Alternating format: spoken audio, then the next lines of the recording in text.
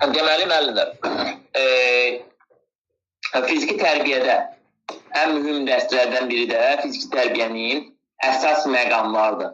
Əsas nə deməkdir? Yəni, burada vacibatdan gedir söhbət. Əsas, vacib olan bizə istifadə olunması məlumatların ən əsasları, ən vacibləri bu dərsdə öz yerini tutur.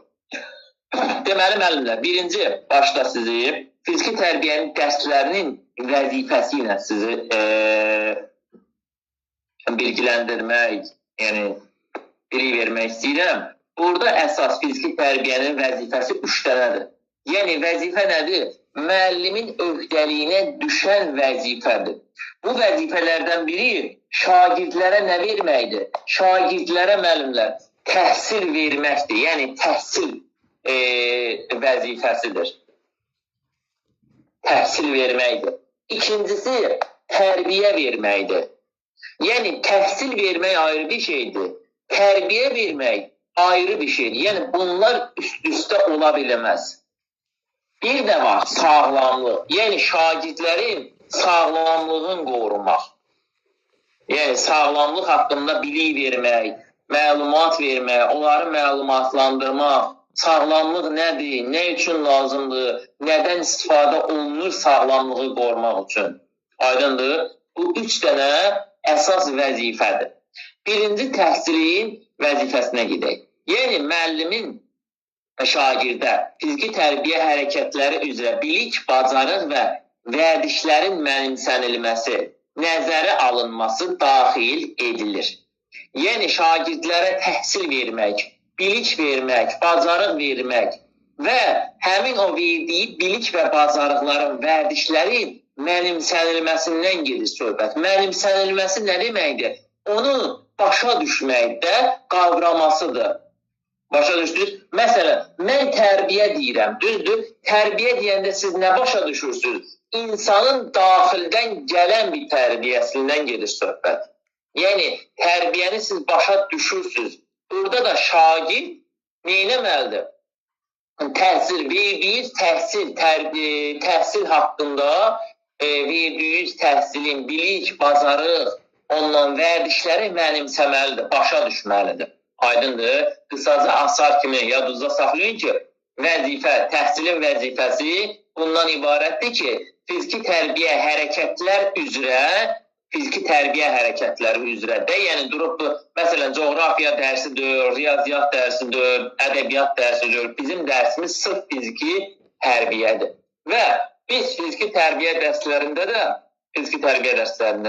məhz bu üsuldan istifadə edirik. Biz fiziki tərbiyə dərslərini ya hərəkətləri icra edirik və yaxud da ki, o hərəkətlər haqqında bilik, bacarıqlarımızı neyinirik? Vərdişlərimizi mənimsədirik. Yəni, öz biliyimizi, öz bacarığımızı, öz hərəkətlərimizi şagirdlərə öyrədirik. Deyir ki, təhsil vəzifələrində həyata keçirilməsi fiziki təhsili müntəzəm, ardıcıl aparılması tələb edilir. Müntəzəm və ardıcıl aparılmalıdır. Yəni, birin dağdan, birin daşdan olmaz. Aydındır? Müntəzəm olmalıdır və ardıcıl. Ardıcıl da biz, təbii ki, biz bilirik ki, biz məktəbdə nədən istifadə edirik? Proqramdan istifadə edirik. Bizim illik, gündəlik və illik perspektiv nəyimiz var? Proqramımız var. Biz o proqram vasitəsilə neyinirik? Dərslərimizi ardıcıl aparırıq. Aydındır? Sonra deyir ki, təhsil vəzifələrinə həm də uşaqların düzgün cəmaatın, habelə fiziki tərbiyə və idmanın sağlamlığının qorunması, gün rejiminin, düzgün qamətin, habelə fiziki hərəkət və gigiyena qaydalarına riayət edilməsi daxildir. Yəni, biz təhsil verəndə neyinirik? Gün rejimidir, düzgün qamətdir, habelə fiziki hərəkətlər, gigiyena qaydalarına riayət edilməsində daxil edilir. Təhsilin vəzifələri tərbiyəvi, eləcə də sağlamlıq vəzifələri ilə uzlaşdırılaraq həyata keçirilir. Bu bizim üçün oldu nə? Bu bizim üçün oldu təhsilin vəzifəsi. Təhsilin vəzifəsi. Gəlin indi tərbiyə baxaq. Tərbiyə. Deyir ki, tərbiyə prosesində intizamlılıq, tərbiyədə, çünki biz burada intizamlı olmalıyıq. Səliqəlilik, yəni biz burada səliqəli olmalıyıq. Məsuliyyətlilik, məsuliyyətimizi dərk eləməliyik. Çünki biz tərbiyəliyik. Düzdür? Çünki biz tərbiyə alırıq, tərbiyə veririk və bunun da qarşısında nəyik? Məsuliyyət daşıyırıq. Cəsarətlilik, qayda qanunlara əməl etmə, Məsələn, biz hər hansı bir qayda qanuna əməl etməyəndə nə oluruq? Deyirlər ki, məsələn, filan kəs tərbiyəli uşaqdır. Aydındır. Qayda qanuna əməl etmək, yoldaşlıq etmək özü də bir tərbiyədir, bilirsiniz. Özü də bir tərbiyədir. Dostluq etmək də özü bir tərbiyədir. Mərhəmətlilik, yəni insanda o mərhəmətlilik nədən gəlir? Tərbiyədən gəlir də, tərbiyədən gəlir. Mədəni davranış, görürsünüz, tərbiyəyə aid olan bir şeydir. Mədəni davranış. Ünsiyyət mədəniyyəti, danışmaq mədəniyyəti, yəni ünsiyyət danışmaq, bu birinci məzmun xəttinə aiddir. Ünsiyyət, danışmaq mədəniyyəti, ünsiyyət qurmaq. Məsələn, insan var ki, insanla ünsiyyət quranda, insan ona bir növ nə olur? Valih olur.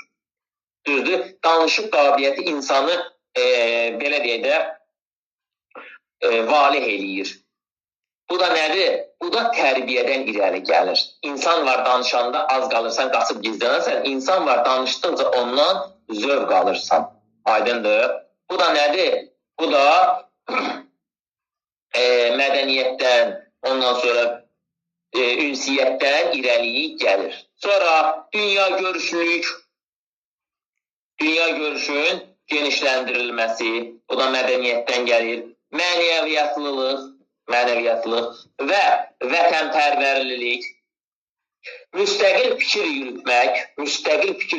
Hər bir Azərbaycan vətəndaşı neyinir? Müstəqil formada fikrin yürüdə bilər. Düzdür?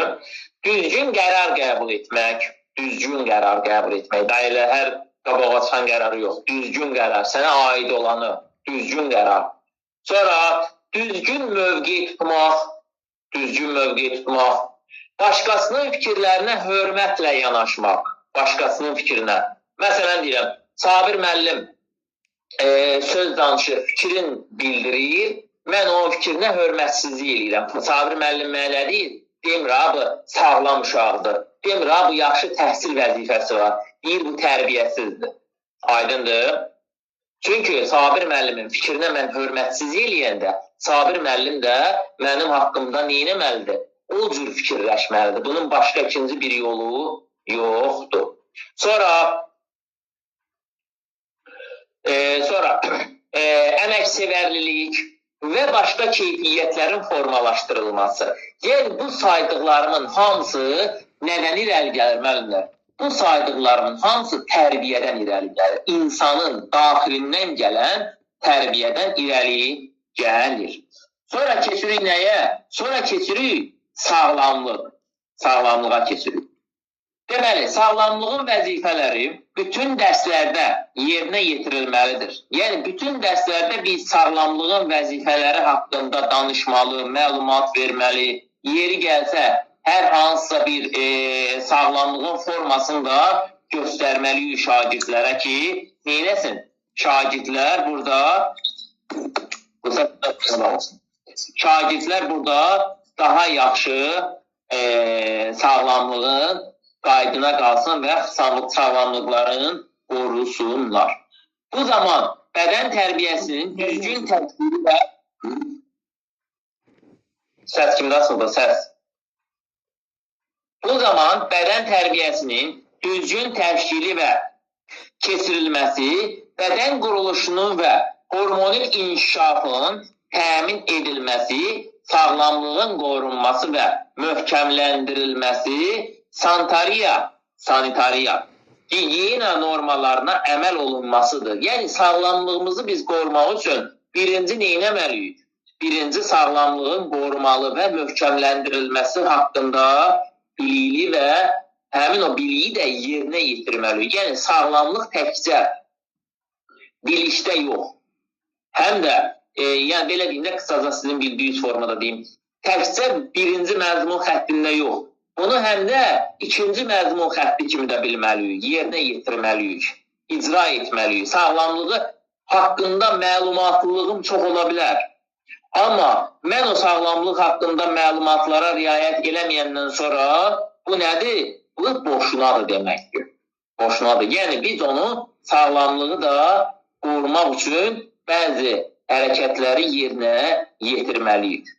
Sonra deyir ki, sağlamlığın möhkəmləndirilməsi və qorunması sanitariya və gigiyena qaydalarına, normalarına, qaydalarına əməl olunması. Yəni sanitariya nədir? Sağlamlığı qorumaq üçün birinci başda sanitariya, təmizlik, gigiyena qaydalarına, normalarına riayət olunmalıdır. Sonra bizim fiziki tərbiyə dərslərimiz açıq və təmiz havada aparılması, sağlamlıq vəzifələrinin icrasında lazımi şərait yaradır. Aydındır. Bu da bizim nəyimizdir? Bu da bizim sağlamlığımızdır. Sonra deyir ki, sağlamlıq nədir? Orqanizmində bioloji, funksional və fiziki xüsusiyyətlərini əks etdirən vəziyyətdir. Yəni, həm bioloji, həm də fiziki xüsusiyyətləri özündə əks etdirən. Yəni, həm daxili, həm də xarici xüsusiyyətləri özündə əks etdirən bir nədir? Bu sağlamlıq. Sağlamlıq da müəllimlər yadınızda saxlayın. Sağlamlıq da 3 yerə bölünür. 1. Fiziki rifahdır, mənəvi rifahdır, bir də sosial rifahdır. 3 yerə bölünür. Sağlamlıq deyir ki, fiziki rifahda sağlamlıq insan orqanizmində fəaliyyət göstərən bütün orqan və funksiyonallarının, sistemlərinin normal vəziyyətdə ahəngdar fəaliyyətini kimi başa düşülür. Yəni, fiziki rifahdan gedirsə söhbət, sağlamlıq insan orqanizmində fəaliyyət göstərən bütün orqan və funksional sistemlərinin normal vəziyyətdə ahəngdar fəaliyyəti kimi başa düşülür. Bu, nədir? Fiziki rifahdır. Yəni, bizim həm fiziki formada orqan və funksiyalarımızın sistemlərindən gedir söhbət. Bütün orqanlarımızın və funksional sistemlərimiz nəyin üstündə qurulur? Fiziki rifah üstündə qurulmuşdur. Sonra gedirik nəyə? Mənəvi rifah. Mənəvi rifahda nə deyir? Deyir ki, insanın xoş əhval-ruhiyyəsinin özündə öz gələcəyinə inamın qarşıya çıxarması ehtimal olunan hər hansı çətinliyin öhdəsindən gələ bilmək qabiliyyəti mövcudluğudur. Yəni, bu nə deməkdir? Mənəvi rifah. Məsələn, deyirəm, kimsə hər hansısa bir çətinliyə düşəndə nə deyirsən? Zəng eləyəndə deyirsən ki, birinci nə deyirsən ona? Deyirsən ki, sənə necə bir köməyim dəyə bilər? İstərsən mənəvi olsun, istər maddi olsun, fərqi yoxdur. Düzdür? Sən ona birinci nə təklif eləyirsən? Mənəvi rifah. Yəni, sən onun əhval-ruhiyyəsini özünə gətirmək, nə bilim, ona, belə deyək də, xoş enerji vermək, ruh yüksəkliyinə qaldırmaq, əhval-ruhiyyəsini qaldırmaq üçün mənəvi rifah verirsən ona. Aydındır? Sonra gəlir nə? Sonra gəlir sosial rifah. Sosial rifahda isə insanın cəmiyyətdə sabit mövqedə tutması, uğurlu ailə şəraiti, yaxşı qazanc gətirən işinin maddi təminatı olmasıdır. Bu sosialdır. Burada nə var? İnsanların cəmiyyətdə sabit mövqe tutmasıdır. Aydındır? Mənəvi rifahda nə var? insanların xoş əhval-ruhiyyəsinin özündə əks etdirir. Görürsünüz, hamısını açar sözün altından sizə qara xətlə xət çəkirəm ki, nə olsun? Yadınızda daha yaxşı qalsın. Sağlamlıq, fiziki rifahda nə deyir? Deyir ki, sağlamlıq insan orqanizmində fəaliyyət göstərən bütün orqan və funksional sistemlərinin normal vəziyyətdə ahəngdar fəaliyyəti kimi başa düşülür. Bu da nədir? Bu da fiziki rifah olur. Aydındır müəllimlər. Bu da sizin üçün fiziki, mənəvi və sosial rifahdır. Sonra gəlir müəllimlər, sağlamlığın səviyyəsi. Sağlamlığın səviyyəsi 3 yerə bölünür. Bax, sağlamlığın da səviyyəsi 3 yerə bölünür. 1. Biyoloji sağlamlıq, 2. Sosial sağlamlıq, 3. Şəxsi sağlamlıq. Bu da 3 yerə bölünür. Gəlin görə bu 3 yerə bölünənlər hansılardır? Birinci başlayaq, biyoloji sağlamlıq. Deyir ki, bu sağlamlıq orqanizmin özünü tənzimləmə sistemlərinin, çünki biyolojidir bu, özünü tənzimləmə mütləqdir burada, mütləq. Bu sağlamlıq orqanizmin özünü tənzimləmə sistemlərinin ahəngdar işinə əsaslanır. Bu da insanın təhsildə, işdə, cəmiyyətdə və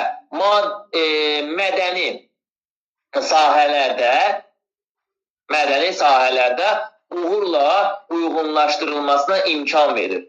Yəni, insanlarda nədir bu? Biyoloji sağlamlıq yadınızda saxlayın.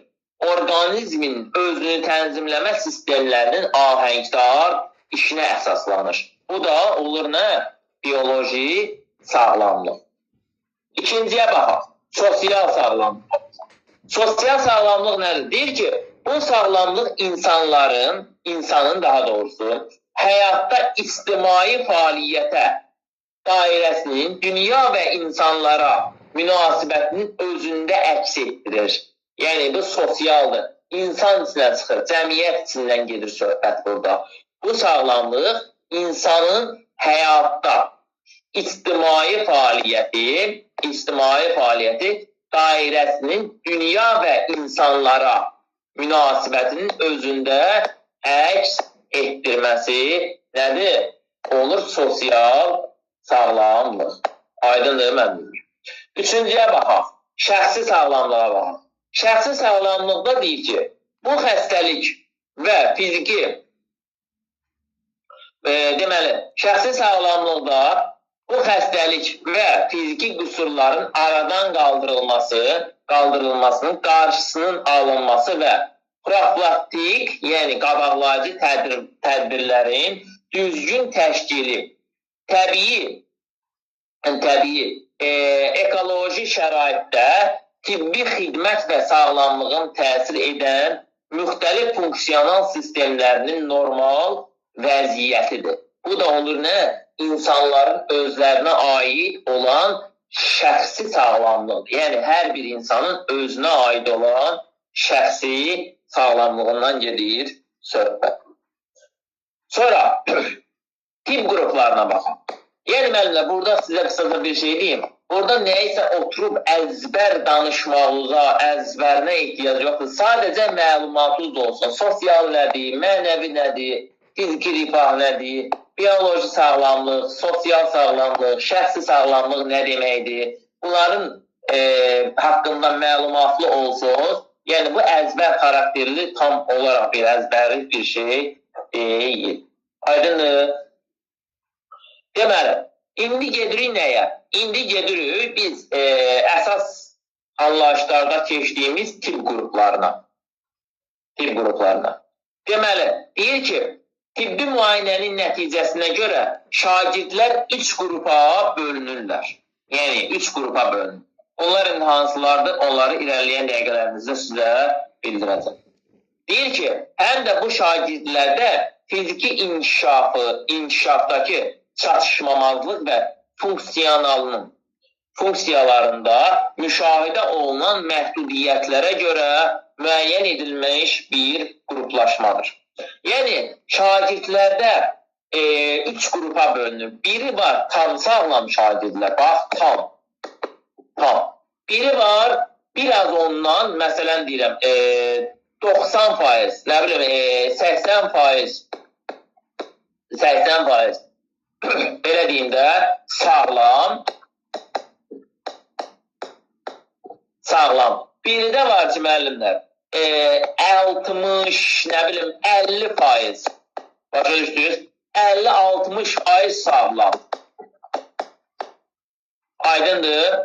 Bu tam sağlam olan müəllimlər, yadınıza saxlayın, tam sağlam olanlar aiddir əsas qrupa. Əsasa aiddir. Əsas qrupda nə deyir? Deyir ki, fiziki hazırlığı qənaətbəxş olan şagirdlər, yəni sağlamdır. Sağlam nədir? Tam. Aydındır. Tam sağlam olan şagirddən gedir söhbət.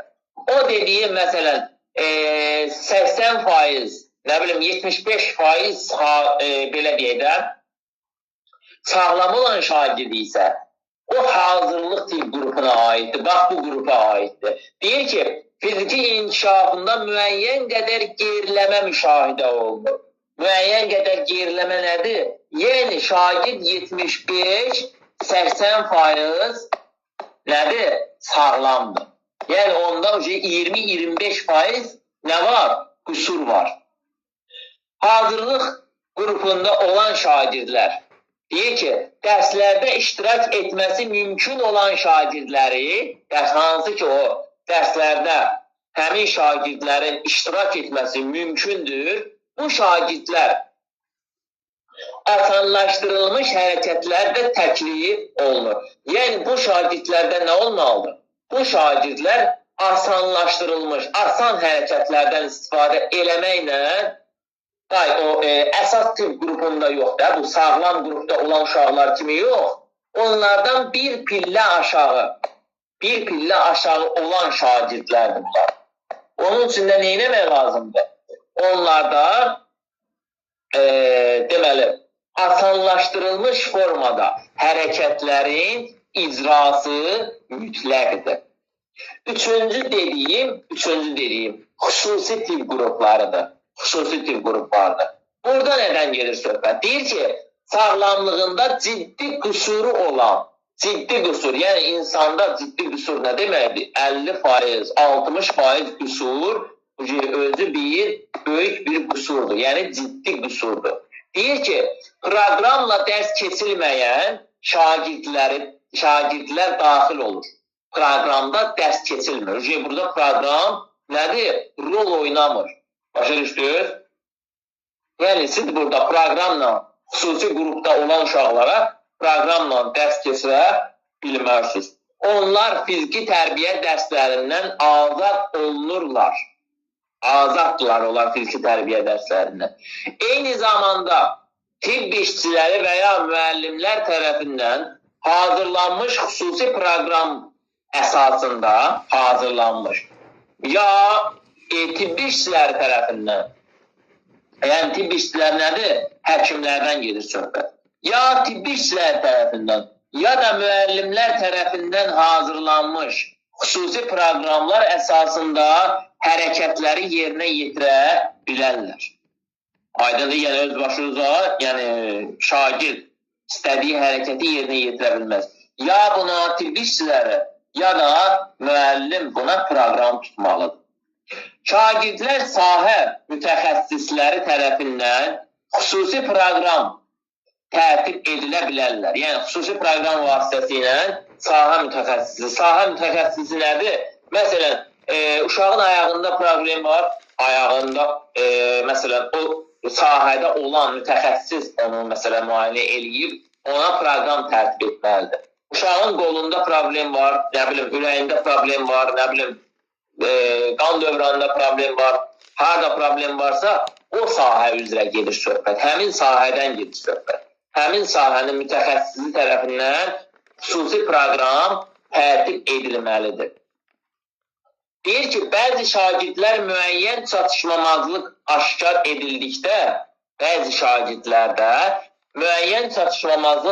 edildikdə, bu qrupa daxil edilirlər. Bu qrupa, yəni xüsusi qrupa daxil edilirlər. Şagirdlər sağlamlığındakı dəyişikliklər təkcə tibb işçilərinin qərarı əsasında aparılır. Yəni, bunun dəyişikliyi, yəni, məsələn, xüsusi qrupa gəlməlidir, hazırlıq qrupuna gəlməlidir, ya əsas qrupda qalmalıdır. Bunu müəllim burada neynəmir? Müəllim burada təyin etmir. Tibb işçiləri, yəni həkim tərəfindən qərar qəbul edilir, həmin qərar nəticəsində də neynir? Həmin qruplara uşaqlar bölünür. Onların hazırlıq və ya əsas tibb qrupları daxil olan şagirdlərə həftədə 2 dəfə dərs keçilə bilər. Yəni, deyir ki, onlar hazırlıq və əsas. Bax, hazırlıq nədir? Bax, biri hazırlıqdır, bircə sana üzrüzdür. Bax, biri hazırlıqdır, biri də əsas tibb qruplarına daxil olan şagirdlər. Görürsünüz, bunun xüsusinin adını çəkmədi. Biri əsas, səhifənin o bir yüzündə var, göstərdim. Biri əsasdır, biri də hazırlıqdır. Yəni, bu ikisinə aiddir. Görürsünüz, buna aid olmur. Xüsusi qrupların adı çəkilmir. Aydındır. Bu uşaqlarda həftədə 2 dəfə dərslər keçirilə bilir. Yəni, fiziki tərbiyə dərsləri həftədə 2 dəfə. Hazırlıq qruplarında, bir də əsasda. Aydındır. Yəni, məktəblərdə fiziki tərbiyə dərsləri onsuz da 2 dəfədən artıq neynəmir? Keçirilmir. Düzdür. Sonra, sahəsinə görə xüsusi tibb qrupunda düşdükdən sonra onların, yəni bundan gedir söhbət, xüsusidən gedir söhbət. Deyir ki, deməli, sahəsinə görə xüsusi tibb qrupuna düşdükdən sonra onların qrupların dəyişdirilə bilər. Yəni, qruplar, əgər uşağın vəziyyəti yaxşıdırsa, yəni normala qayıda bilirsə, uşağın qrupu neyniyə bilər? Dəyişdirilə bilir. Məsələn, bir şagird müəyyən müddət ərzində əsas tibb qrupunda ola bilər, əsas tibb qrupunda müəyyən müddət, əsasda. Yəni, əsas nədir? Fiziki hazırlığı qənaət bəxş olandan gedir. Bax, bu əsasdır. Bu əsas.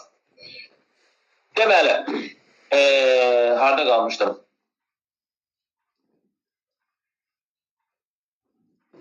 Deyir ki, məsələn, bir şagird müəyyən müddət ərzində əsas tibb qrupunda ola bilər. Lakin sağlamlığında hər hansı bir çatışmazlıq müşahidə edildikdə, həmin şagird xüsusi proqramla dərs keçilməyənlər sırasına daxil edilə bilər. Yəni, xüsusiyə gələ bilər. Fiziki tərbiyə dərslərində tam azad olunsa da, onlara gərginlik tələb olunmayan, yəni gərginlik nədir? Ürək sistemin, ürək damar fəaliyyəti üçün gərginlik yaratmayan sadə hərəkətlər təklif oluna bilər. Demir, hərəkətləri yerinə yetirməlisən. Sadə hərəkətlər sadəcə təklif oluna bilər ki, məsələn deyirəm, Elmin, sən bunu hərəkəti eləyə bilərsən, istəyirsənsə elə, yəni təklif eləyə bilərsən. Sən day durub orada uşaqla dirəşə bilmərsən ki, ay, sən bu hərəkəti eləməlisən. Təklif eləyə bilərsən. Onların vəziyyətinə uyğun zəif məşğələlər təşkil edilir. Yəni, onların fəaliyyətinə uyğun olan məşğələlər təklif edilir, təşkil edilir. Məşğələlərin isə xüsusi proqram əsasında hazırlanması və mütləq tibb işçiləri və müəllimlər tərəfindən həyata keçirilməlidir. Yəni, uşağı sən xüsusi qrupda olan bir uşaqdır, hərəkəti ver, özün get otur sinifdə jurnal yaz, belə bir şey neyniyə bilməz? O, olunmaz. Aydındır, müəllim. Bu da tibb qruplarının sizə verilən əsas hazırlıq və xüsusi tibb qruplarının daxili açmasıdır ki, sizlərə bunu izah etdim. Gəlin gedək indi sinir sisteminə. Sinir sisteminə baxaq. Deyir ki, sinir sistemi beyindən, onurğa beynindən, yəni sinir sistemi birinci beyindən, onurğa beynindən, periferik sinir sistemindən və hiss orqanlarından ibarətdir. 1. Beyindən asılıdır. onurğa beynindən, periferik sinir sistemindən və hiss orqanlarından ibarət olur. Yəni, hər hansısa bir sinir sistemində, hər hansısa bir hərəkəti yerinə yetirəndə, birinci, qulaq səsi eşidir, neyiniyir? Ötürür beyinə. Beyin ötürür hara? Onurğa beyninə. Onurğa beyni ötürür periferik sinir sisteminə. Periferik sinir sistemi isə ötürür hara? Əzələlərə, yəni hiss orqanlarına ötürür.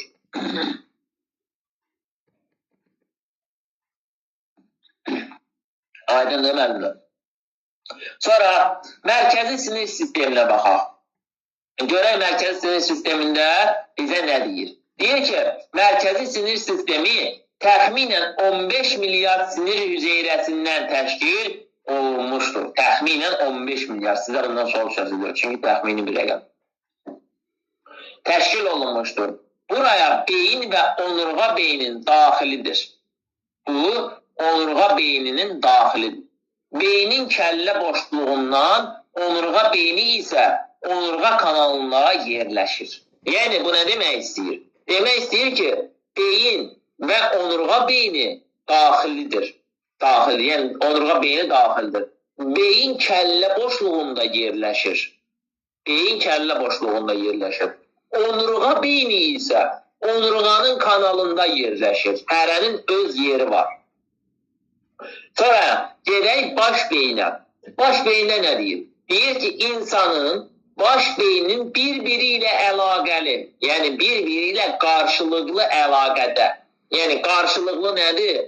Bir-birinin tərkibi bir-biri ilə əlaqəsi var. Məsələn, sürət güclə qüvvə. Görürsünüz, bir-biri ilə qarşılıqlı əlaqədədir.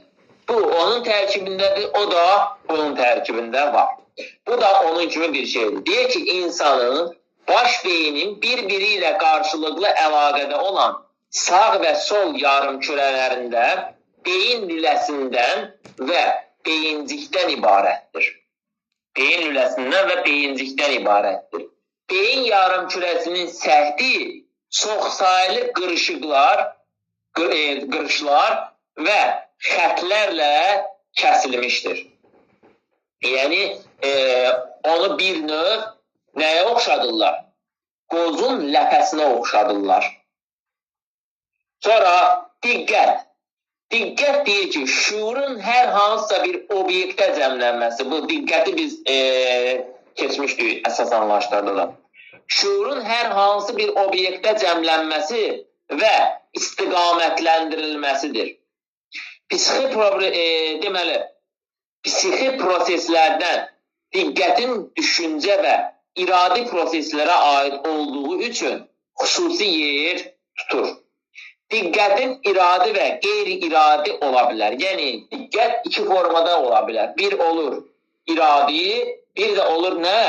Qeyri-iradi. Qeyri-iradi nədir? Deyir ki, qeyri-iradi xarici qızıqlanmanın təsiri ilə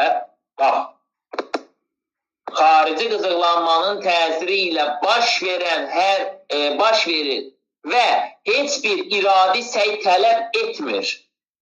Qısa müddətdə və qəfil baş verməsi ilə xarakterizə olunur. Yəni, xarici qızıqlanmanın təsiri ilə baş verən və heç bir iradi səy tələb etmədən qısa müddətdə qəfil baş verən bir diqqət. Yəni, bu nə olur? Bu olur qeyri-iradi diqqət. İradi diqqətə baxaq. Deyir ki, iradi diqqət insanın şuuru və iradi səyinin məhsuludur. Bu növ diqqətin insan həyatında və fəaliyyətində əsas rol oynayır. İradi diqqət aşağıdakı xüsusiyyətləri ilə fərqlənir. Bu iradi diqqətdir. Orada diqqətli olun sizdə. Buranı silim. İradi diqqət aşağıdakı xüsusiyyətləri ilə fərqlənir. Birinci, məqsəd yönlülük. İkinci, təşkilatlılıq. Üçüncü də dayanıqlılıq. Gəlin, başlayaq biz məqsəd yönlülüyün için açaq, görək buradan bizə nə deyir. Deyir ki, təlim zamanı qarşıya qoyulan vəzifəyə fokuslanmaq. Məqsəd. Qarşıya qoyursan, məqsəd qoyursan. Hər bir kəs insan qarşısına nə qoyur? Məqsəd qoyur. Bax, təlim zamanı qarşıya qoyulan vəzifə. Həmin vəzifəyə fokuslanmaq, yəni məqsəd yönlülük. Aydındır? Bunu belə yazıda saxlayır. Məqsəd yönlülük. İkinci, əvvəlcədəndən diqqətli olmağa hazır olmaq və şuurlu şəkildə obyektə yönəlmək. Əvvəlcədəndən diqqətli olmağa hazır olmaq. Yəni, sən bunu əvvəlcədəndən təşkil eləyirsən, təşkilatlılıq eləyirsən, təşkil eləyirsən. Əvvəlcədəndən diqqətli olmağa hazır olmaq və şuurlu obyektə, şuurlu şəkildə obyektə yönəltmək. Yəni, təşkilatlılığı edirsən və neyirsən? Şuurlu şəkildə bunu obyektə yönəltməkdir sənin diqqətin. Sonra gəlir dayanıqlılıq. Deyir ki, diqqətin müəyyən obyektə və ya prosesə uzun müddət cəmlənməsidir. Yəni, hər hansı bir işi uzun müddət yerinə yetirirsə, bu nədir? Bu insanda dayanıqlılıqdır. Bu diqqətdə də bu cürdür. Yəni, uzun müddət hər hansısa bir işi diqqət mərkəzində saxlayırsansa, bu nə olur? Bu olur dayanıqlılıq. Aydındır? Gəlin, müəllimlər, sizə diqqətin həcmindən danışır. Diqqətin həcmi odur ki, deyir ki, eyni anda qəbul edə biləcəyiniz obyektə və elementin sayı ilə müəyyən olunur. Yəni, bu nə deməkdir? Bu o deməkdir ki, deyir ki, məsələn, baxın, dünənlər bunu misal çəkmişdim, yenə də misal kimi çəkəcəm. Bax, hər hansısa bir işi qonşu sənə gəlir, tapşırır ki, mənim bu uşağıma bax, məsələn, mənim bazara gedib gəlirəm. Düzdür, bir obyekt uşaq. Sən uşağa baxırsan. İkinci, çaydanı qoymuşsan qazının üstünə, lor dildə izah edirəm ki, siz hamınız bunu başa düşəsiniz. Çaydanı qoymuşsan, çaydanın qaynamağına bax, diqqət edirsən. Düzdür. Üçüncüsü, yemək bişir, yeməyə diqqət edirsən ki, bişəndə altını söndürür. Sonra, məsələn,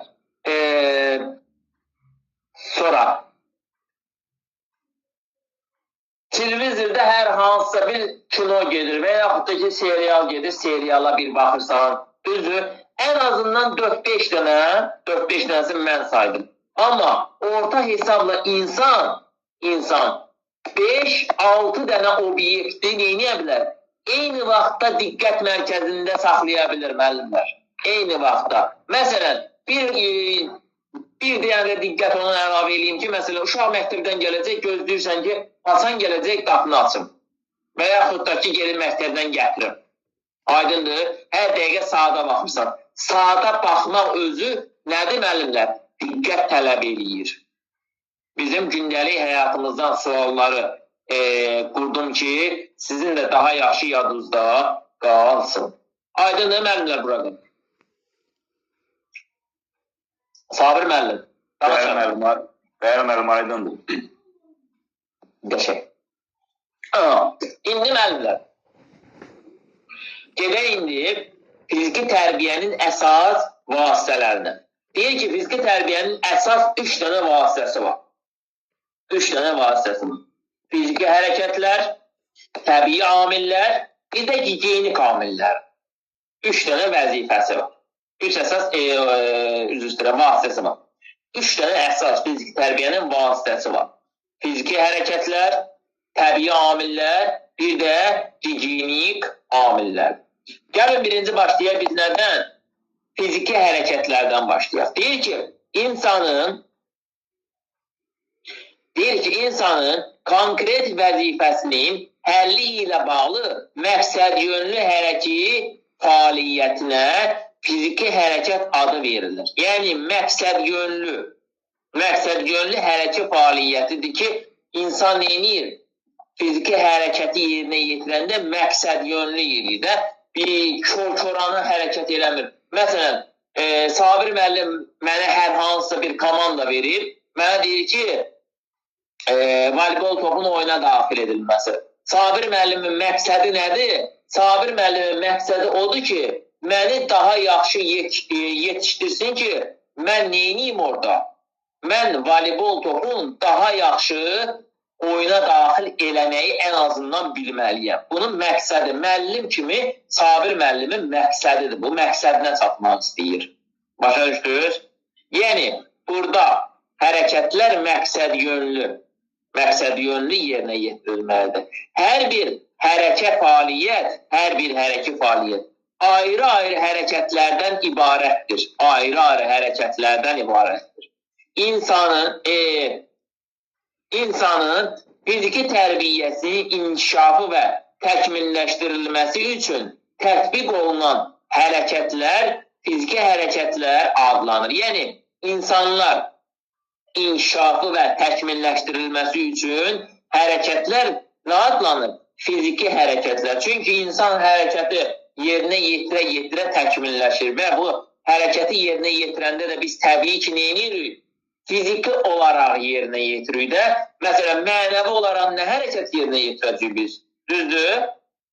Biz nə edirik? Hərəkəti yerinə yetirəndə fiziki formada yerinə yetiririk.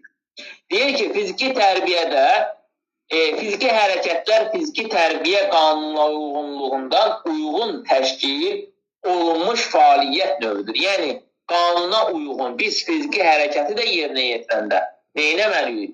Qanuna uyğun formada yerinə yetirməliyik. İkinci gəlir, nə? Təbii amillər. Təbii amillər nədir? Deyir ki, günəş vannası, hava və su vannalarından ibarətdir. Yəni, bu təbiidir. Yəni, günəş nədir? Günəş təbii bir amildir. Hava nədir? Təbiidir. Su nədir? Bu da təbiidir. Düzdür? Bunlar hamısı təbiətdən gələn bir amildir. Deyir ki, uşaqların fiziki tərbiyəsində təbiətin təbii qüvvələri mühüm yer tutur. Sudan, havadan və günəş şüalarından düzgün istifadə uşaqların sağlamlığından xüsusi rol oynayan fiziki inkişafın dözümlülüyünü artırır. Vaxtında çimmək, səhərlər bədəni yaş dəsmallarla silmək, təmiz və açıq havada gəzintilər və səfərə çıxmaq sağlamlıq üçün vacibdir. Su, hava və günəş amilləri, fiziki hərəkətlər və milli oyunlar müşahidə olunduqda sağlamlığı möhkəmləndirilməklə fiziki hazırlığı artırır. Estetik zövqü inkişaf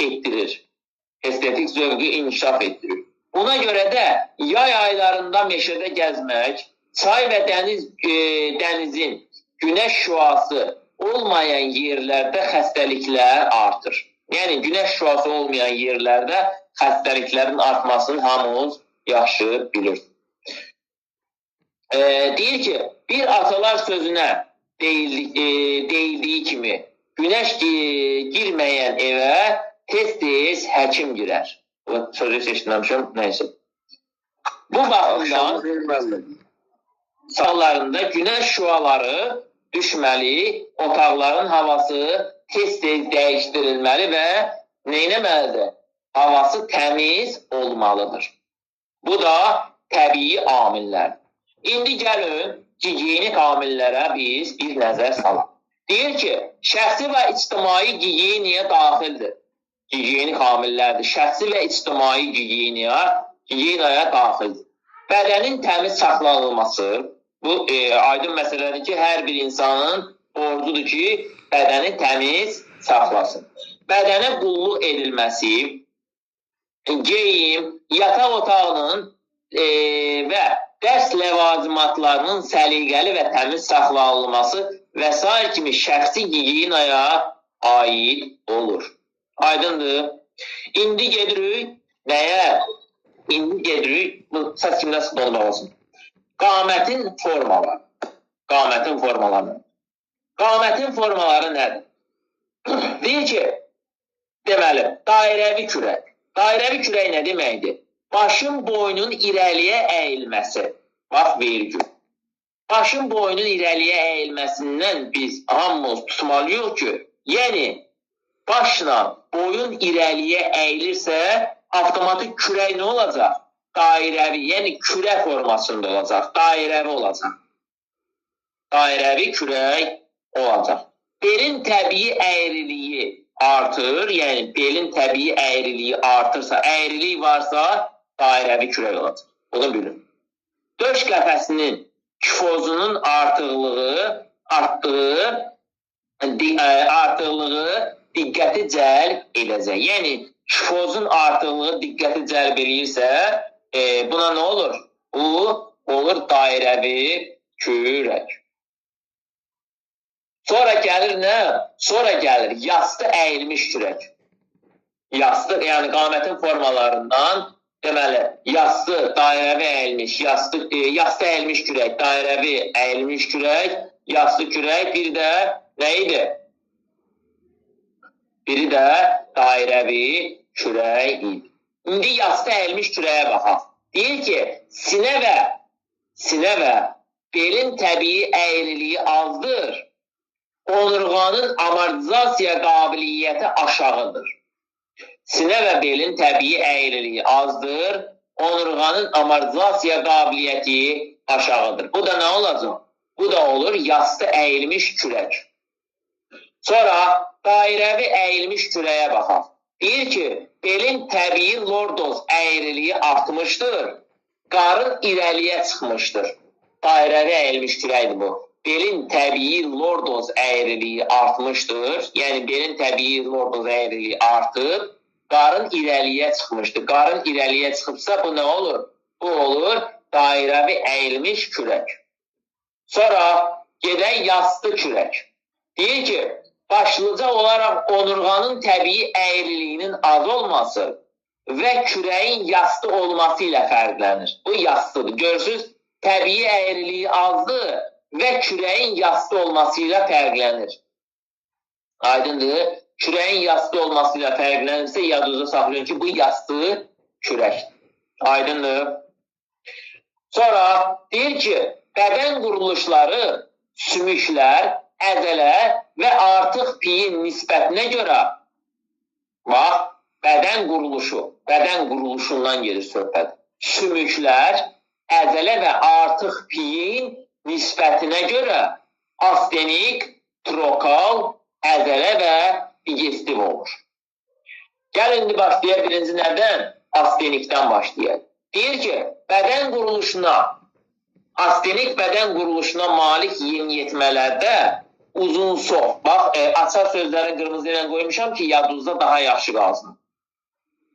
Deyir ki, astenik bədən quruluşuna malik yeniyetmələrdə uzun sox döş qəfəsi, çiyin və çanaq qurşaqları ensizdir. Uzun qollara nisbətən, uzun qollar ilə müqayisədə əllər xeyli qısadır. İnsan var ki, görsən, qolları uzundur, amma əlləri qısadır. Bu nədir? Bu astenikdir, yadınızda saxlayın. İkinci gəlir nə? İkinci gəlir trokal. Trokal nədir? Deyir ki, trokal tip aid yeniyetmələrdə, trokal tipli yeniyetmələrdə də yəni, döş qəfəsi silindrik əzələ sistemi orta inkişafına malikdir. Yəni, silindrik əzələ sisteminin orta inkişafına malikdirsə, bu bilin ki, nədir? Trokal. Sonra, əzələ tipli yeniyetmələrdə nəzərə çarpan qalın əzələ sisteminə malikdirlər. Bunlar da nədir? Bunlar da əzələ tipli yeniyetmələrdə nəzərə çarpan qalın əzələdir. Qalın əzələdirsə, deməli bu nədir? Əzələ tipli bədən quruluşudur. Sonra gəlir nə? Sonra gəlir digestiv. Digestiv qrupuna aid olan yeniyetmələrdə boyun uzunluğuna nisbətən digestiv qrupuna aid olan yeniyetmələrdə boyun uzunluğuna nisbətən qıçlar qısadır, gövdə böyük, çiyinlər və çanaq enlidir. Yəni, nə demək istəyir? Yəni, qıçlar qısadır, gövdə böyükdür. Yəni, boydan balacadır, amma gövdəsi böyükdür. Bu tip insanı gözünün qabağına gətirir və qohumda, əqrəbədə nə qədər belə insanlar var, hamısını gözünün qabağından keçirdin, ona belə bu formada öyrənəsiniz. Bilin ki, o məsələ həmin o tip insan nədir? Digestivdir. Məsələn, əzələləri qalın əzələli bir insan yadınıza salın, bilin ki, bu əzələdir. Məsələn, silindrik əzələ sisteminin orta inkişafına malik olan, yəni məsələn, döş qəfəsinin silindrik əzələ sistemində orta inkişafına malik olan idmanslar bilin ki, nədir? Trokaldır. Aydındır. Sonra, bu nəddini hər dəfə sən mən bir yazırsan, Rozus mu? Aha, sonra, deyir ki, deməli, deyir ki, müəyyən olunmuşdur ki,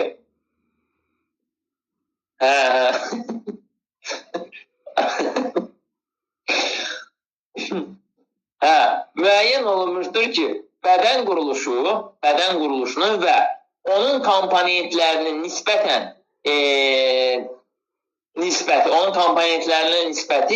təxminən 70%-ı genetik, yəni genetik o deməkdir ki, yəni anadan gəlmədir. Və 30%, yəni qalan 30% isə şəraiti və xüsusi fiziki tərbiyə dərslərindən asılı olaraq dəyişdirilə bilir. Yəni insanı belə deyim də bədəninin 100%-ının 70%-ı anadan gəlmə olur. Anadan, yəni genetik olur. Qalan yerdə qalan 30% isə yaxşı fiziki tərbiyə dərslərində neyinir? Həyata keçirilərək formalaşdırıla bilir. Deyir ki, özlə nəzarət fərdi nəzarətin aparılması, müşahidələr və orqanizmin obyektiv və subyektiv göstəricilərinin təhlilindən asılıdır. Orqanizmin obyektiv göstəriciləri var. Bir də müəllimlər, orqanizmin subyektiv göstəriciləri var. İndi gəlin sizə orqanizmdə obyektiv göstəricilər nə deməkdir, subyektiv göstəricilər nə deməkdir, onları sizə bir-bir izah edin. Deyir ki, orqanizmin obyektiv göstəricilərində müəyyən edilən kəmiyyət sayı ilə ölçülə biləndir. Yəni, ölçülə bilən nədir? İnsanda boy ölçülə biləndir, düzdür. Çəki ölçülə biləndir, düzdür. Sonra sinənin dairəvi ölçüsü ölçülə biləndir. Yəni, boy çəki indeksi də deyirlər buna. Boy çəki indeksi də deyirlər buna. Fiziki tərbiyədə bu nədir? Obyektiv göstəricilərdir. Yəni, bunlar ölçülə bilənlərdir.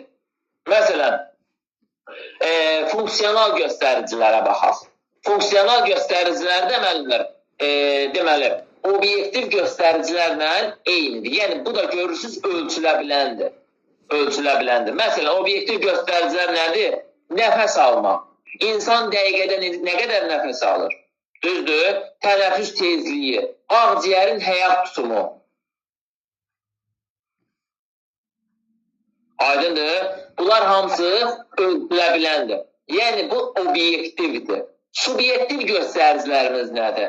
Subyektiv göstəricilərimiz isə müəllimlər ondan ibarətdir ki, məsələn, əhval-ruhiyyədir, yorğunluqdur, hissdir, hərəkətlərdir. Bunlar nədir?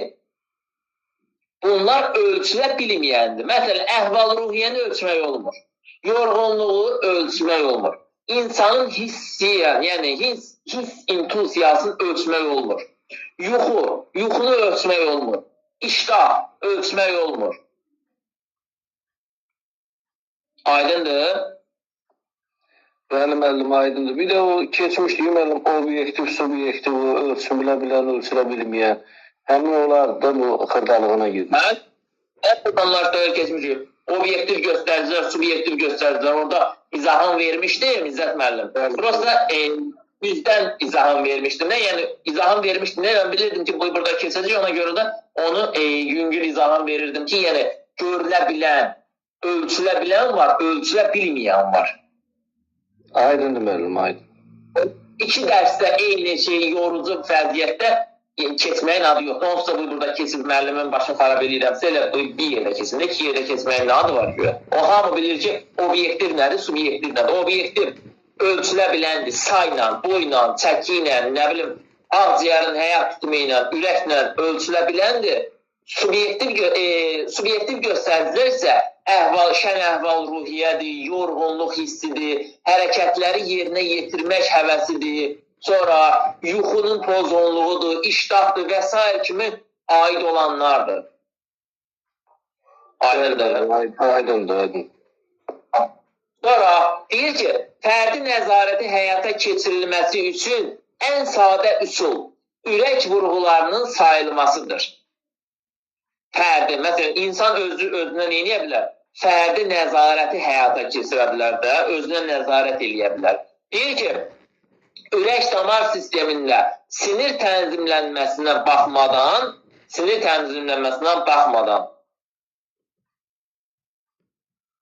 deməli, bədənin vəziyyətinin dəyişməsi testi, orostatik və kinestetik testlər müraciət etmək mümkündür. Yəni, insan orqanizmində özünə nəzarəti həyata keçirmək üçün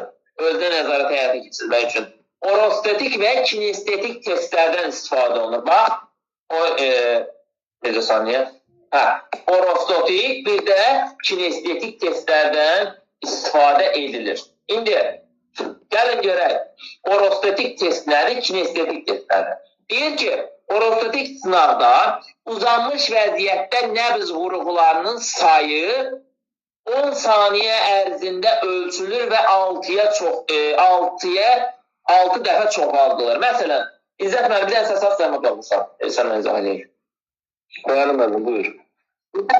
Bizim bir dəqiqəmizdə 10 saniyə neçə dənədir? 6 dənə, düzdür? Bəli. 6 dənədir də. Bəli. Ay, sağ ol. İndi biz durub, bir dəqiqə dayanmadan nəbzimizi saymağımıza ehtiyac yoxdur. Biz 10 saniyə nəbzimizi saxlayırıq, 10 saniyə, düzdür? 10 saniyə nəbzi saxlayandan sonra vururuq o nəyə? 6-ya. Məsələn, 15 dənə, görürük ki, məsələn, 15 dənə çox. Məsələn, görürük ki, laf olsun elə 15 dənə yuvarlaq. 15 dənə, 10 saniyədə 15 dənədir. 15-i vururuq nəyə? 6-ya. Bərabərdir, nə eləyir? 6, 90. 6, 9. 90. Ay sağ ol. Gördün, elədi 90. Yəni, biz dahi oturup 60 saniyə durub 90-a qədər nəyisə saymağımıza ehtiyac yoxdur. Bu nədir? Bu deyir ki, uzanmış vəziyyətdə nəbz vurğularıdır. Yəni, uzanmış vəziyyətdə orostatikdir, yadınızda saxlayın, orostatik. Orostatik vəziyyətdə İzzət müəllim mənim belə deyim də, ürək vurğularını ölçdü, gördü ki, dəqiqədə 90 dəfə vurur, dəfə. Düzdür? Bu nədir? Uzanmış vəziyyətdir. Uzanmış. Bu uzanmış vəziyyətdir. İndi deyir ki, kinestetik sınağı nədir? Deyir ki, onun əks ardıqlıqla yerinə yetirilən, yəni dayanmış vəziyyətdən uzanmış vəziyyətə keçid zamanı nəfəs vurğusu göstəricisi, nəfəs yox, ürək vurğusu. Ürək vurğusu göstəricisi arasındakı fərq müəyyənləşdirilməlidir. Adətən normal halda 4-10 vurğu, məsələn, uzanmış vəziyyətlə ayaq üstə vəziyyətdə, bax, ayaq üstə də təxmini bildir. Ayaq üstə, uzanmış vəziyyətdə 90-dırsa, ayaq üstü vəziyyətdə, məsələn deyirəm, 4 və yaxud da ki 10 vurğu yuxarı aşağı ola bilərsə, plus minus qoyuram ki, yəni yuxarı aşağı ola bilirsə, bu şey nədir? Normal. Aydındır? Bu şey normal haldır. Aydındır?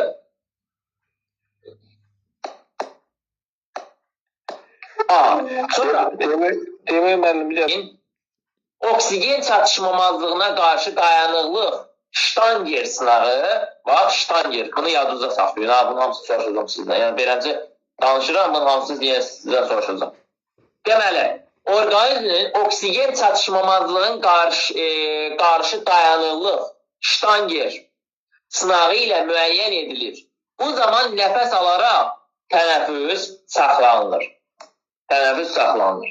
Ağız bağlı olur və bunun barmaqlarla sıxılır. Yəni ağız möhkəm bağlanır, ağız burun tutulur, nəfəs bağlanır. Əgər belə halda, bax istəyirsiniz bunu qısaca deyim, yazın. Əgər yazmağa ehtiyac yoxdur, amma belə də ifrizahında olacaq. Deməli, əgər belə halda məsafə 90 saniyədən artıq qalırsa, məsələn, insan var ki, qala bilmir. Bax, məsələn deyirəm, İzzət müəllim 90 saniyədən artıq 90 saniyədən artıq qalırsa bu nə olur? Bu olur əla. Bu olur əla. Yəni İzzət müəllimin ağciyərin həyat tutumu əladır, qəşəng. 60 ilə 90 arasında, yəni 70, nə bilim 80, 69, nə bilim 79 belə. Bu aralığında 60 ilə 90 arasındadırsa, 60 ilə 90 arasında bu olur yaxşı. Yaxşı. Bu olur yaxşı. Yox, əgər 30 ilə 60'ın arasındadırsa, 30 ilə 60'ın arasındadırsa bu olur kafi. Kafi. Yox, əgər bu 30'dan aşağıdırsa, bax, qeyri-kafidir. Yəni, sən nəfəsi tutursan, 30 saniyəyə qədər gedə bilmirsənsə, demək ki, səndə nədir? Ağciyərin sənin həyat tutumu çox zəifdir. Yəni, sən qeyri-kafisən. Müəllim, bir söz deyim sizə, bağışlayın. Yorulma. Gəlin yorulmaya baxaq. Deyir ki, fiziki yükün təsiri ilə yaranan və orqanizmin iş qabiliyyətinin azalması ilə müşahidə olunan vəziyyətdir. Orqanizmin iş qabiliyyətinin azalması. Təbiidir ki, insan yorulduqca iş qabiliyyətini itirir. Düzdür, yorulmanın xarici əlamətləri, dərinin rənginin dəyişməsi, tərləmənin ifrazatı,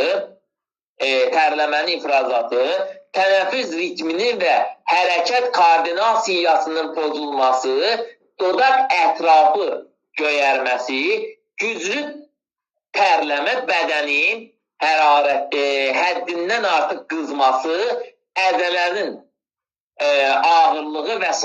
kimi aid edilən fiziki yükün çox böyük olduqda yorulmanın əlamətləri daha tez özünü göstərir. Yəni, fiziki yük nə qədər çoxdursa, insan bir o qədər tez yorulmaya meyilli olur. Yəni, bu da yorulmadır. Yorulan insanı bilirsiniz.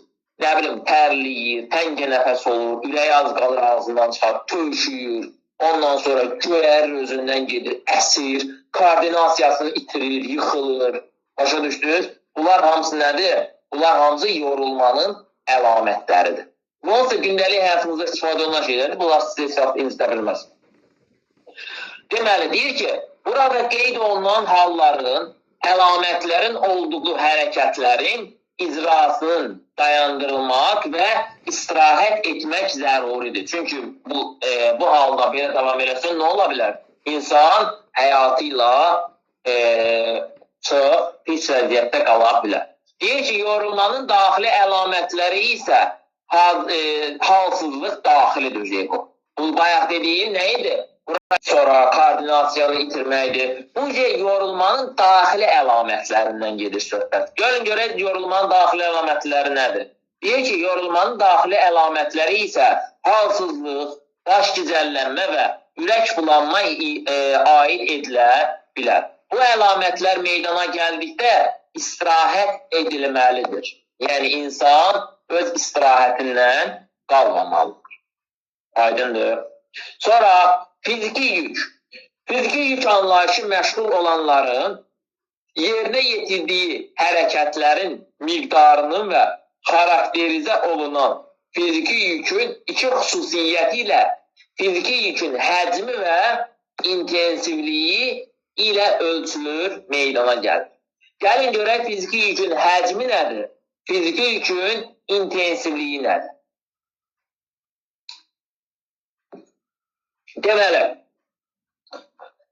deyir ki, fiziki yükün həcmi deyir ki, yerinə yetirilən hərəkətlərin miqdarı sərf olunan vaxt, qət olunan məsafənin kilometr və başqa göstəricilərin təyin olunur.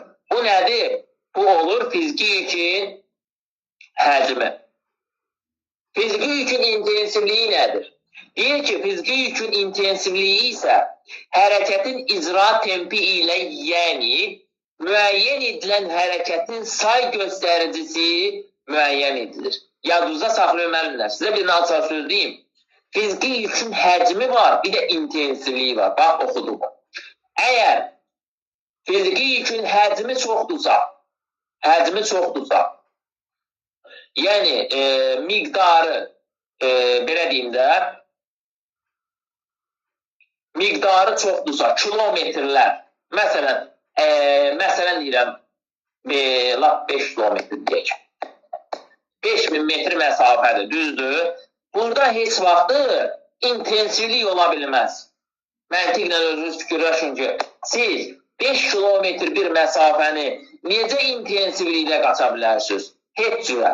Mümkün olan bir şeydir də, sən 5000 metr məsafəni maksimum intensivliklə qaçasan.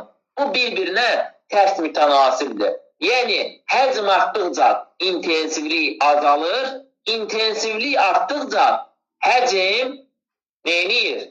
Həcm azalır. Yəni, həcm azaldıqca intensivlik artacaq. Həcm çoxaldıqca intensivlik aşağı düşəcək. Aydındır? Deyir ki, fiziki yükə aid olan hərəkətlər orqanizmin təsirinin gücü fiziki yükün həcmi və fiziki yükün intensivliyindən asılı olaraq mövcud olur. Həcm, burada var, qeyddə də var. Deyir ki, həcm artdıqca intensivlik azalır, intensivlik artdıqca isə həcm neyinir? Azalır. Bir-birinə tərs mütənasib. Yəni, ikisi bir yerdə arta bilməz. Nədə ikisi bir yerdə azala bilməz. Biri artırsa, biri azalacaq. Biri azalırsa, biri artacaq.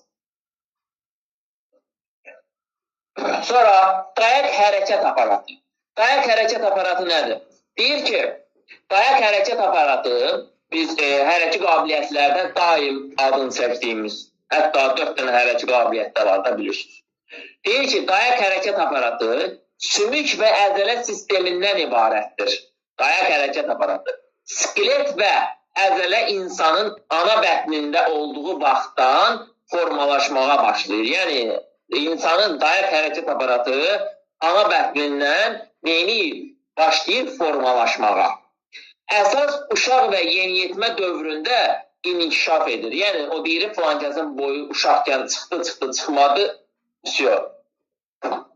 yəni, sonra böyümür. Səhv eləməsəm, boy atma 22 yaşa qədərdir. 22 yaşa qədər olmalı. Və, deməli, deyir ki, əsas uşaqlarda yeniyetmə dövrlərində inkişaf edir. Hərəkətlərin sistemli icrası, əzələ sisteminin və dayaq hərəkət aparatının müəyyən dəyişikliyə uğradır.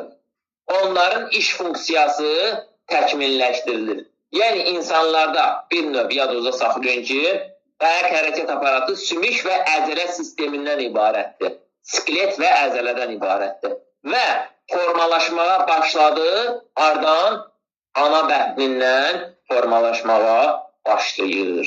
Aydındır, müəllimlər burada. Sonra, bəli, kimidir? İndi nəyə? Təqəllüs. Təqəllüs xüsusiyyətlərinə görə iki qrupa bölünür. İki qrupa bölünür. Baxın, müəllimlər, birinci qrup budur. Ləng, qırmızı dözümlü, ləng.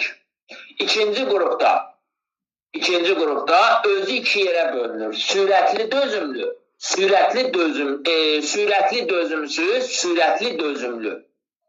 Bu da nədir? Təğəllüz olaraq iki yerə bölünür. İki qrupa bölünür. Ləng, qırmızı dözümlü, bir də deməli, ikinci qrupda isə özü iki yerə bölünür. Təğəllüz sözü iki qrupa bölünür. Bir, ləng dözümlü. İkincisi isə sürətli dözümlü, sürətli dözümsüz, sürətli dözümlü. Sonra birinci qrupa aid olan liflər ləng, yəni qırmızı. Birinci qrup bundan gedir söhbət. Birinci qrupa aid olan liflər ləng qırmızı xüsusiyyətlərinə malik olanlar da yüksək dözümlülük.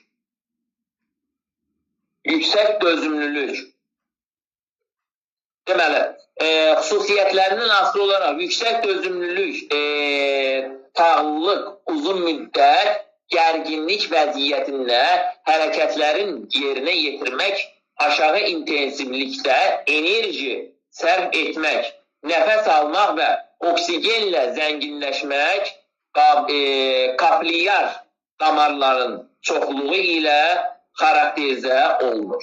Bu da həmin liflərdə damarlarda çoxluğu ilə xarakterizə olunur. Bu da həmin liflərdə enerji mənbələrinin aerob yolla bərpasına şərait yaradır. Yəni, ləng nədir?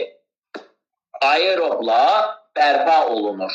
Yəni, ləng qırmızı dözümlük, aerob. Yəni, hərəkətlərin yerinə yetirmək, aşağı intensivlikdə enerji sərf etməkdir. Bu, yəni hamımız bilirsiniz ki, ləng olaraq bilinir. Hərəkətlər aşağı intensivliklə yerinə yetirilməsidir. İkinci qrupa əzələ lifləri yüksək dözümlülük keyfiyyətlərinə malikdir. Bu cür əzələlərdə kapilyarlar az olduğuna görə miqobinin aşağı, bu miqobin nədir sözümdə bilmirəm. Miqobinin aşağı səviyyədə olması, lakin glikogenin yüksək olması bu əzələ liflərində enerji mənbələrinin anaerob yolla bərpası imkan verir. Yəni, ləng qırmızı dözümlü nə oldu? Ləng qırmızı dözümlü olduğu aerob, yəni aşağı tempdə icra olunur. Amma ikinci qırmızı, yəni ikinci sürətli dözümlü və sürətli dözümsüz isə nə oldu? Anaerobda. Anaerob rejimdə mənbəyini, yəni anaerob yolla bərpasına imkan verir. Bu da hər biri nəyə aiddir? Oksigenli və oksigensizə.